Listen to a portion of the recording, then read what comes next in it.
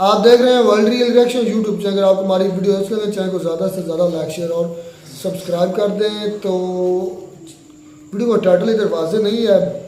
ये बहना मुस्लिम है और अक्सर मैं इसको शुएब के साथ साजिद तारड़ साहब, नाजिया नाम है इसका या क्या नाम है, मुस्लिम है और ये कश्मीर की है आई थिंक। तो ये इंटरव्यू दे रही है, बड़ा वायरल था, मुझे काफ़ी लोगों ने रिकमेंड की वीडियो। देखते हैं पहले वीडियो तो फिर देते हैं इस पर एक्शन। हमारा इस्लाम क्या कहता है? मुसलमान लड़कियां जो है ना वो मर्दों के लिए खेत है। अच्छा। और अपनी खेती में मर्द जब चाहे मुसलमान मर्द वो घुस सकता है। अच्छा। मतलब हम तबेला भी हैं। हाँ। क्योंकि निकाह का मतलब होता है अरबिक में निकाह और इंग्लिश में कॉन्ट्रैक्ट मैरिज। अच्छा। मतलब हम तबेला हैं, हमारे ऊपर कॉन्ट्रैक्ट हो जाता है, एक MOU बन जाता है। अच्छा। अब वो साल भर के लिए बना है कि 8 घंटे के लिए बना है कि 9 महीने के लिए बना है वो पता नहीं है। इमाम हसन हुसैन को मारने वाला मुसलमान तो आप अपने आप को आकर मुसलमान काफिर क्यों नहीं बोलता है? सनातनी ने तो कभी नहीं सुना हमने कि एक सनातनी ने दूसरे सनातन को मार दिया। मैंने रामायण पढ़ी, मैंने भगवत गीता पढ़ी। देखिए राहुल गांधी जी आधे अंग्रेज हैं, अभी तक डिसाइड नहीं कर पा रहे हैं कि संविधान मानना भी है कि नहीं मानना है। और दिस इज़ द रीज़न कि जब हमारे हिंदुस्तान का कानून अभी इस बार मॉनसून सेशन में आया ना तो सबसे ज़्यादा कांग्रेस ने आवाज़ उठाया, क्योंकि जिन्ना का बनाया हुआ उनको शरिया लॉ पसंद था और ब्रिटिश का बनाया हुआ कानून पसंद था। हिंदुस्तान इनको पसंद नहीं है। हिंदुस्तान से ये शीश महल बनाते हैं बस, और कुछ नहीं। चोर को हम डकैत बोले, चोर बोले, चुट्टा बोले, उचक्का बोले, कमीना बोले, बात तो एक ही है ना, बात तो एक ही है ना। अच्छा। तो कोई भी नाम रख ले, चोर तो चोर ही होता है। कोई फर्क नहीं। जय श्री राम। जय श्री राम। नमस्कार, मैं सुमित तिवारी, द न्यूज़पेपर में आप सभी का बहुत बहुत स्वागत है। आज हमारे साथ में नाजिया खान जी मौजूद हैं। इनसे आज हम बात होगा देश के बारे में, आज बात होगा चंद्रयान के बारे में, आज बात होगा 2024 के चुनाव के बारे में। क्योंकि कहा जा रहा है कि चंद्रयान चंद्रमा में पहुंच चुका है, भारत विश्व गुरु बनने के रास्ते पे आगे चल चुका है। इन सारे मुद्दों पर बात करेंगे। 2024 में क्या लग रहा है, किसका पलड़ा भारी दिखाई दे रहा है? मैम आपका स्वागत है हमारे channel. Thank you so much. क्या लग रहा है, चंद्रयान तो चंद्रमा में पहुंच चुका है और एक तरफ पड़ोसी मुल्क पाकिस्तान के बारे में तो क्या ही कहना, तो क्या कहना चाहेंगे कि आप भारत विश्व गुरु बनने के रास्ते पे चल रहे हैं? बन चुका है। आप सोचो ना कि पूरी दुनिया ने हमारे तिरंगे झंडे को 15 अगस्त में लहराया, मान दिया, सम्मान दिया। और अब तो चांद भी हमारा है, अब तो चांद पे भी तिरंगा झंडा लग चुका है। तो मोदी जी का जो एक ड्रीम था, जो सबने देखा था कि हमारे भारत के प्रधानमंत्री श्री नरेंद्र दामोदर दास मोदी जी हों और हम चांद पे चलेंगे, तो आज वो सपना भी पूरा हो चुका। और कल तो जो मतलब एक्साइटमेंट था वो मैं लफ्ज़ों में बयान नहीं कर सकती हूँ। I know but I can't explain in words. देखिए सनातन धर्म में ना एक ठहराव है। मैं मुसलमान हूँ, मैंने 30 पारा पढ़ा है, मैं हदीस पूरा पढ़ चुकी हूँ। जिन्ना का बनाया हुआ 1937 का शरिया लॉ के हिसाब से बहुत सारे केसेस देखे हैं। 3 तलाक मैंने बैन करवाया, पॉलीगेमी हलाला पर को बैन कराने के लिए मैं सुप्रीम कोर्ट में गुहार लगा रही हूँ। बंगाल में बहुत सारे ऐसे केसेस देखती हूँ। लेकिन सरकार जो पहले थी मौन व्रत की और इटली का पास्ता खा रही थी, उस सरकार ने सिर्फ और सिर्फ अत्याचार किया है और क्राइम करवाया है और क्रिमिनल्स को बनाया है। अब क्या हो रहा है ना कि क्रिमिनल्स की ऐसी की तैसी हो रही है। अच्छा। अब क्रिमिनल्स जो है ना वो बिहाइंड द बार जा रहे हैं। हमें भी अब समझ में आ रहा है कि लड़कियां वोकल कैसे हो सकती हैं, लड़कियां आगे कैसे पहुंच सकती हैं। मुसलमान लड़कियों के भी मुंह में जुबान हो सकता है, मुसलमान लड़कियां भी शिक्षित हो सकती हैं, मुसलमान लड़कियां भी अपने अधिकार के लिए लड़ सकती हैं, मुसलमान लड़कियां भी अपने अधिकार के लिए आवाज़ ऊंची कर सकती हैं। ये अब समझ में आ रहा है। अच्छा। एक ऐसी पार्टी थी जो मुंह में लड्डू लेकर बैठी थी और सबको टोपी पहनकर टोपी पहना रही थी। अच्छा। ठीक है, तो हमें ऐसी पार्टी नहीं चाहिए। आज कहा जाता है कि अरे योगी जी क्या हैं, वो तो सनातनी हैं, वो तो हिंदू हैं। भाई उनको किसी से प्रॉब्लम नहीं है, किसी धर्म से प्रॉब्लम नहीं है। बस इतना है कि वो अपने धर्म से बहुत ज़्यादा मोहब्बत करते हैं, क्योंकि उनके धर्म और भगवत गीता ने उनको बहुत अच्छी बातें बताई हैं। भगवत गीता में ना 3 तलाक की बात नहीं लिखी हुई है, भगवत गीता में ना पॉलीगेमी 4 शादी की बात नहीं लिखी हुई है, भगवत गीता में ना निकाह मुत्ता की बात नहीं लिखी हुई है कि 1 घंटे के लिए सेक्स करो और छोड़ दो तलाक दे करके। ये भगवत गीता नहीं बताता है। भगवत गीता इंसान की ज़िंदगी को एक रास्ता दिखाता है, लेकिन वहीं पर on the other hand Quran में लिखा हुआ है तलाक देना, खुला लेना, 4 शादियां करना, 10 बच्चे पैदा करना, हमें खेत बोलना। हमारा इस्लाम क्या कहता है? मुसलमान लड़कियां जो है ना वो मर्दों के लिए खेत है। अच्छा। और अपनी खेती में मर्द जब चाहे मुसलमान मर्द वो घुस सकता है। अच्छा। मतलब हम तबेला भी हैं। हाँ। क्योंकि निकाह का मतलब होता है अरबिक में निकाह और इंग्लिश में कॉन्ट्रैक्ट मैरिज। अच्छा। मतलब हम तबेला हैं, हमारे ऊपर कॉन्ट्रैक्ट हो जाता है, एक एमओयू बन जाता है। अच्छा। अब वो साल भर के लिए बना है कि 8 घंटे के लिए बना है कि 9 महीने के लिए बना है वो पता नहीं है। अच्छा। तो इतनी इनसिक्योरिटी जो इस्लाम धर्म के कुरान ने समझाया है, होली वॉर बताया है, जिहाद बताया है, उसके बाद 1000 से ऊपर जंगें बताई हैं, इमाम हसन हुसैन को मारने वाला मुसलमान, तो आप अपने आप को आखिर मुसलमान काफिर क्यों नहीं बोलता है? सनातनी ने तो कभी नहीं सुना हमने कि एक सनातनी ने दूसरे सनातन को मार दिया। मैंने रामायण पढ़ी, मैंने भगवत गीता पढ़ी। अच्छा देखिए, हमारी 5 किताबें हैं आसमान की, तौरात, ज़बूर, इंजील, बाइबल, कुरान। तो जब यूसीसी आता है तो ये कहते हैं हम मॉडिफिकेशन नहीं होने देंगे। तो अल्लाह ने भी तो मॉडिफाई किया। अल्लाह ने तो डायरेक्ट कुरान दिया नहीं, तौरात, ज़बूर, इंजील, बाइबल, तब कुरान दिया। तो मॉडिफाई करने के लिए अगर मोदी जी के रूप में एक फरिश्ता आसमान से आ गया है तो हमें तो ब्लेसिंग समझ के ले लेना चाहिए ना।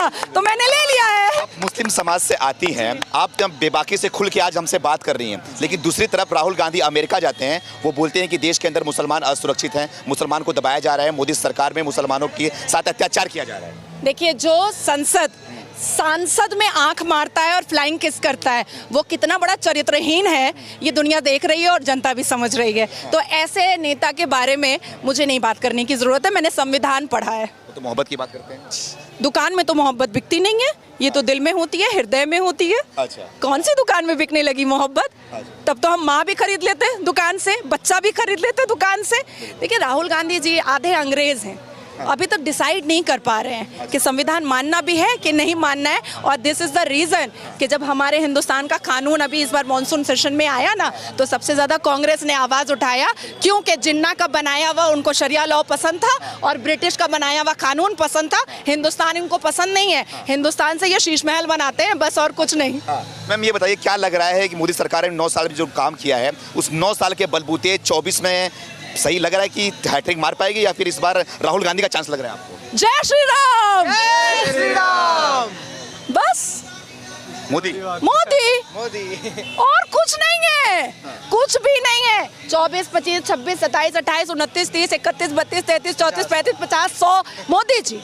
हमारा आने वाला फ्यूचर भी कहेगा कि मम्मा ले आओ मोदी जी को फिर से, हमारा मुस्तकबिल अच्छा हो जाएगा। अच्छा। हम कामयाब हो जाएंगे, मुसलमान कौम कामयाब होगा, मुसलमान लड़के समझेंगे कि औरत का वैल्यू क्या होता है। 7 फेरे का मतलब 7 वचन होता है, चुटकियों में फोन में 3 तलाक नहीं होता है। अच्छा। तो मुसलमान कौम के लिए मोदी जी ब्लेसिंग है, फरिश्ता है। तो ये क्या लग रहा है फिर, जो एक महागठबंधन हो चुका है, इंडिया नाम दे दिया गया है, ये कमाल नहीं कर पाएगी 24 में? देखिए, चोर को हम डकैत बोले, चोर बोले, चोट्टा बोले, उचक्का बोले, कमीना बोले, बात तो एक ही है ना, बात तो एक ही है ना। अच्छा। तो कोई भी नाम रख ले, चोर तो चोर ही होता है, कोई फर्क नहीं पड़ने वाला कोई फर्क नहीं पड़ता है। अब चोर को चोर बोलिए या चोट्टा बोलिए, बात तो एक ही है। अच्छा। तो क्या लग रहा है मैम, चंद्रयान तो ऊपर पहुंच चुका है, लोग बोल रहे हैं कि अब तो पाकिस्तान के बारे में खुल के बात करती हैं, तो क्या लग रहा है, पाकिस्तान के झंडे में चंद्रमा है, चांद है, और हमारे चांद पे तिरंगा है, तो क्या लग रहा है, क्या बोलना चाहिए? देखिए, जिन्ना एक ऐसा व्यक्ति था, पाकिस्तान एक ब्लफ है। अच्छा। पाकिस्तान एक ब्लफ है, भीख में कटोरे में दिया हुआ भीख है वो जमीन, ठीक है। और जिन्ना को ये बात पता थी कि वो देश वो कभी भी कामयाब नहीं करेगा। अब इसलिए उन्होंने क्या किया है कि अपने झंडे में ही चांद दे करके वहाँ पर लोगों को संतुष्ट कर दिया कि तुम इसी में संतुष्ट रहो। और क्योंकि जिन्ना को पता था कि सनातन धर्म कितना वास्ट है और कितना फास्ट है, हम तो चांद पर जाएंगे, ये उसको पता था। इसलिए उस चंद्रमा और सितारा उसने झंडे में दे करके उन लोगों को कहा लॉलीपॉप लो और चुपचाप से बैठो। देखिए, मुझे तो लगता है कि हिंदुस्तान में जितने भी मुसलमान मोदी विरोधी हैं, उनको जा करके बॉर्डर पार कर लेना चाहिए और आटा और चावल के लिए लाइन लगा लेना चाहिए। क्यों मैम मुस्लिम यहाँ के विरोध क्यों करते हैं मोदी को? मैं भी घूमता हूँ, लोगों से बात करता हूँ, लेकिन मुसलमान खाली बस मोदी से नफरत करते हैं, विरोध करते हैं, क्या वजह? जो पढ़ा लिखा जो कम्युनिटी है ना मुसलमान में, कभी नहीं छोड़ रही हूँ, कभी नहीं छोड़ रही हूँ। जो पढ़ा लिखा कम्युनिटी है वो कभी भी मोदी विरोधी नहीं करता है, क्योंकि पढ़ी लिखी कम्युनिटी हमेशा एक्सप्लोर करना चाहती है, इंटेलिजेंट होना चाहती चाहती है, अपने आप को बहुत आगे देखना चाहती है, शिक्षित होना चाहती है, ये वो लोग हैं जो लव जिहाद किया करते थे, जो हिंदू बच्चियों को पहला फुसला करके ट्रैप में फंसाते थे, उनका कन्वर्शन कराते थे, चोरी डकैती करते थे, बीवियों को लात मार करके छोड़ देते थे, बीवियों को बच्चा पैदा करने की मशीन समझते थे, या जो पहले पिछली जो सरकारें थी जिन्होंने एक मुसलमान को जो एक यूज़ किया है, उस हिसाब से ये जितने भी लोग हैं, आज देखिए यूसीसी के विरोधिता में जो महिलाएं उतरी हैं वो किसी ना किसी ऑर्गेनाइजेशन और एनजीओ की मेंबर है, ठीक है, और उसको उस एनजीओ को पैसा कहाँ से आ रहा है ये हम सबको पता है, बोलने की ज़रूरत नहीं है। लेकिन क्यों आखिर वोटिंग में क्यों आया कि 67.2% मुस्लिम महिलाओं ने यूसीसी को सपोर्ट किया, क्यों आया? बिल्कुल, बिल्कुल। तो सच्चाई तो दूध का दूध पानी का पानी हो रहा है ना।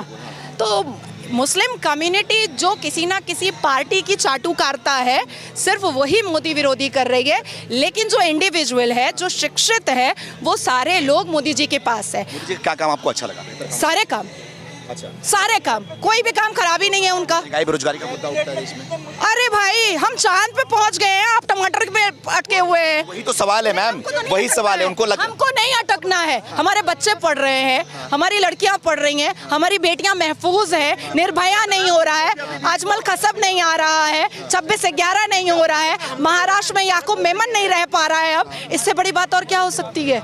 इससे बड़ी बात और क्या हो सकती है? क्या चाहिए? कश्मीर में पत्थरबाज दोबारा चाहिए? बिल्कुल नहीं चाहिए। अजमल खसब दोबारा चाहिए? नहीं चाहिए ना। क्या चाहिए आपको? याकूब बेरोजगारी भी नहीं चाहिए। अरे सब कुछ हो रहा है, सब कुछ हो रहा है, सारी चीजें बैलेंस हो रही हैं। अरे 9 साल ही तो हुआ है और 9 साल में चांद में झंडा लहराया है। देखिए कैसे कितनी खूबसूरती से लहरा रहा है। राहुल गांधी इसका योगदान पंडित जवाहरलाल नेहरू को दे रहे हैं पूरी तरीके से। देखिए मैं इस बारे में कोई बात नहीं करना चाहती हूँ। एक व्यक्ति जो अंग्रेजी महिलाओं के सिगरेट पे लाइटर जलाता था, ऐसे व्यक्ति के बारे में मैं बात नहीं करना चाहती। आखिरी सवाल आपसे, आप मुसलमान समाज से आती हैं, लेकिन खुल के जय श्री राम का नारा लगा रही हैं, क्या लग रहा है ये सब कि किसी दबाव में हो रहा है, कर रहे हो क्या आप? हर हर महादेव, हर हर महादेव। मैं पूजा भी करती हूँ, मैं नमाज भी पढ़ती हूँ, और आज तक जितनी भी मुस्लिम महिलाएं संसद में बैठी हैं, चाहे वो टीएमसी के सरकार की हो, ये लंबे लंबे नाखून रखती हैं, नेल पेंट लगाती हैं, लाली पाउडर लगाती हैं, तो कैसे नमाज होती है, कैसे वजू होता है? ममता बनर्जी जो पेट भर करके अफ्तार करती हैं, क्या वो कुरान में लिखा हुआ है? 21 जुलाई को शहीद दिवस में ममता बनर्जी ने एक हिंदू से अजान करवाया, कौन सा मुसलमान खड़ा हुआ उनके अगेंस्ट में? कोई नहीं खड़ा हुआ। मैं खड़ी हुई, मैंने हाई कोर्ट में केस फाइल किया। ममता बनर्जी ने कभी भी उर्दू लैंग्वेज के पढ़े हुए बच्चों के लिए कभी भी कोई नौकरी नहीं रखी, कभी भी उर्दू मीडियम स्कूल में बंगाली नहीं पढ़ाया, और रोज मंच पर चढ़ करके बोलती हैं कि अरे जो यहाँ पर बंगाली नहीं बोलेगा हम उसको यहाँ का वोटर नहीं मानेंगे। उसके लिए भी मैंने हाई कोर्ट में गुहार लगाई कि उर्दू मीडियम स्कूल में भी बंगाली दीजिए। तो ये जितने झुट्टे लुच्चे नेता है ना, ये मुसलमान के नाम पर सिर्फ वोट लेते हैं, पर मुसलमानों का भला नहीं करते हैं। मैम आखिरी सवाल आपसे ये है, छोटा सा सवाल है कि मणिपुर में जो घटनाएं हुई वो तो नहीं होना चाहिए, ठीक है, उसके बारे में मुद्दा उठता है, लेकिन दूसरी तरफ पश्चिम बंगाल को नजरअंदाज किया जाता है और राजस्थान को लूट परेड हुआ है। मैं थी वहां पर, उसके हाथ खाली में 12 साल की बच्ची का बलात्कार हुआ। अब चीफ मिनिस्टर ममता बनर्जी ने बोला प्रेग्नेंट थी, लव अफेयर था इसलिए हो गया। कालियागंज में 9 साल की बच्ची का बलात्कार हुआ। ममता बनर्जी ने इन फ्रंट ऑफ मीडिया कहा है, अपने गवर्नमेंट की मीटिंग में मन से कहा है कि अरे वो तो व्हाट्सएप हम लोग चेक किए, बहुत प्यार मोहब्बत था इसलिए बलात्कार हो गया। मतलब उनके हिसाब से प्यार मोहब्बत होने से बलात्कार हो सकता है। और वो कहती हैं कि उन्होंने एलएलबी किया है, तो कानून में क्या लिखा हुआ है कि जब तक लड़की बालिग ना हो कंसेंशुअल सेक्स नहीं हो सकता है। तो कानून कहाँ चला गया भाई? तो जो राज्य के लोग आज इतनी बड़ी बड़ी बातें कर रहे हैं, उन्होंने वो अपने राज्य में क्या कर रहे हैं, आइए ना बंगाल जान चली जाएगी। जी धन्यवाद, बहुत बहुत धन्यवाद। Thank you. तो जी वीडियो ख़त्म हो गई। नाजिया खान इसका नाम है, मुस्लिम लड़की, माशाल्लाह लगती तो नाम से मुसलमान है माशाल्लाह, बड़ी जो बातें की हैं वो तो मुसलमानों वाले नहीं लगती। भाई उसका हक है जो मर्जी बोले। नहीं बात मुस्तनद करनी चाहिए ना, ऐसे थोड़ी यार वो बाद में होता, लेकिन उसका अच्छा खैर बात उसका हक है, बोले, उसका हक अधिकार है, जो मर्जी बोले, बोलने से क्या है? हर अल्लाह ताला ने हर आदमी को ज़ुबान दी है, उसका पॉइंट ऑफ व्यू उसका सुनना चाहिए। गलत हो सकता है, आप उसको मतलब डिफेंड करें, आप उसको अगेंस्ट या हिट करें, जो भी करें, लेकिन जो पूरा लुबल लुबाब था उस लड़की का, मेरी बहना नाजिया साहिबा का, वो सिर्फ और सिर्फ इस्लाम को हिट था, जो मैं समझ सका। उसने कहा कि मैं खुद मुस्लिम हूँ, और पहला उसने ये उठाया मुद्दा कि मतलब कि जो मुस्लिम इस्लाम के अंदर जो खवातीन हैं, उनको जो मुस्लिम मर्द हैं वो अपनी खेती समझते हैं, जब चाहे आते हैं, ये जब तो बात चाहे। सही उसने कही। एक मिनट असलम भाई, हजरत इसने फिर स्टडी नहीं की है, इसने आवारा गर्दी की है, पहली बात हुई है। और जो उसके ज़ुबान से और उसके लहजे से और उसके परहेवे उसके लबो लहजे से लग रहा था, आवारा गर्दी की स्टडी नहीं की इसने। नबी पाक सल्लल्लाहु अलैहि वसल्लम ने अपनी बेटी फातिमा रज़ी अल्लाह अन्हा का जब निकाह मौला अली शेर खुदा मौला अली से करना चाहा, तो हम नबी हैं जिसके हम फॉलोअर हैं, उन्होंने अपनी बेटी सलामुल्लाह अलैहा से पूछा, क्या मैं आपका निकाह करने लगा हूँ या अली के बारे में मतलब रजामंदी चाहिए, आपको क्या अली से निकाह मंजूर है? तो उन्होंने कहा जी मुझे मंजूर है, मुझे कोई इशू नहीं है। मतलब क्या है, ये मेरी बात करने का मकसद क्या है? ये जो दबड़ दबड़ दबड़ दबड़ लगी जा रही थी ना, इसको फिर पता ही नहीं है कि हमारे नबी ने सिखलाया क्या। मतलब कि बच्चियों की रजामंदी ज़रूरी है। यार एक मिनट रहमतुल्लाह, बातें बाद में होंगी, बड़ी बड़ी बातें, ये लंबी शायद घंटे 2 तक वीडियो लीजिए, मैं कोशिश करूँगी तो शॉर्ट करूँ। हमारे नबी पाक सल्लल्लाहु अलैहि वसल्लम ने अपनी बेटी से इजाज़त लेकर ये साबित कर दिया कि इस्लाम के अंदर औरत की रजामंदी ज़रूरी है, और बच्ची के और वालिद का फ़र्ज़ है कि अपनी बच्ची का निकाह करने से पहले अपनी बच्ची से उसकी रजामंदी पूछ ले कि फ़लाँ बंदे के साथ मैं आपका निकाह करना चाहूँ कि आपको पसंद है कि नहीं है, अगर नहीं है तो मैं नहीं करूँगा। इसका मतलब ये स्पिरिट दी गई है औरत को। फिर इसने बोला कि मुसलमान के अंदर औरत को खेती कहा गया जिधर से मर्जी आए। अब ये बातें करने की नहीं है, लेकिन इस मेरी बहन ने मुझे मजबूर कर दिया, इसने कहा जिधर से मर्जी आए। इस्लाम के अंदर एनल, मैं आगे लफ्ज़ नहीं बोलूँगा, एनल करना गुनाह है, सख्ती से मना है। ड्यूरिंग मैस्चुरेशन करना बहुत बड़ा गुनाह है, हराम है। उसके बाद माउथ में करना गुनाह है। सिर्फ एक ही रास्ता है जो जायज़ है। मैं सॉरी टू से मजबूरी के साथ ये बातें बोलनी पड़ी, क्योंकि इसको पता ही नहीं, इसने स्टडी नहीं किया, इसने इस्लाम को समझा ही नहीं है। ये दबड़ दबड़ कापी बकवास किए जा रही है। सॉरी टू से मुझे इस पर इतना गुस्सा कि इसने इस्लाम को देखे नहीं। मैं पहले बता चुका हूँ, मैं लफ्ज़ शायद कोई मेरी बहनें भी देखती हूँ, इस्लाम के अंदर एनल भी हराम, माउथ भी हराम, ड्यूरिंग जो है मैस्चुरेशन भी हराम। फिर एक और इसमें बात है, फ़ोन में बैठ कर 3 मरतबा कह दो तलाक तलाक तलाक। हमारे अल्लाह की ज़ात ने यह कहा है कि आप बैक वक्त 3 तलाक़ें नहीं दे सकते। अगर वो देता है तो सबसे बड़ा वो मतलब समझ लें कि उसने जब ये होता है जहाँ तक हिल जाता, अल्लाह का अर्श हिल जाता। मतलब अच्छा, इसने फिर बात कही कि सनातन धर्म में 7 फेरे लिए जाते हैं। मैं हिट नहीं कर रहा, उसने बहुत हिट किया इस्लाम को।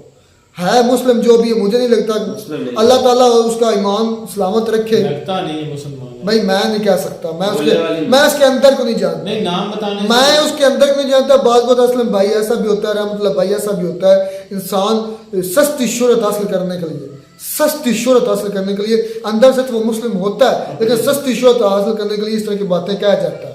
हकीकत बात है, कई ऐसे कर रहे हैं और ये सस्ती शोहरत के लिए होता है, अदरवाइज वो अंदर से ठीक होते हैं। ये मुनाफिक करते हैं, जो अंदर होता है वो बाहर नहीं दिखाते। कोशिश करो जो अंदर हो वो बाहर भी दिखाओ। जब भी स्टैंडर्ड हो गया, जब भी मैं इस्लाम का बात होती है तो मैं वही बात करता हूँ जो मेरे अंदर होती है, उस पर मैं ये नहीं कहता कि यार नहीं। अच्छा, बात मैं कर रहा था 7 फेरों की, मैं सॉरी टू से मैं हिट नहीं।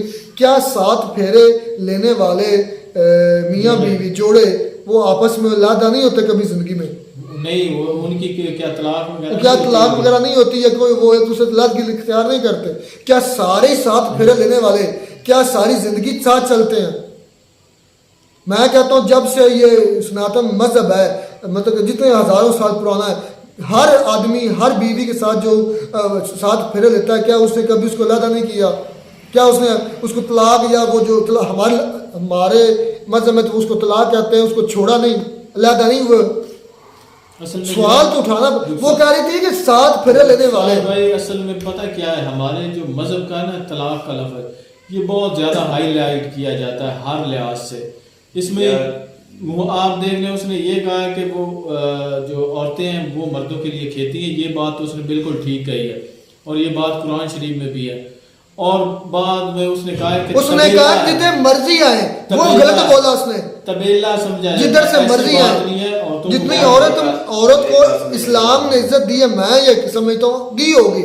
हर एक अपना पॉइंट व्यू है। मैंने जब डीप स्टडी की ना औरत के हकूक, औरत की जायदाद में हिस्सा इस्लाम ने रखा। यार आप उसको गलत समझ रहे हैं, मैं बताता हूँ।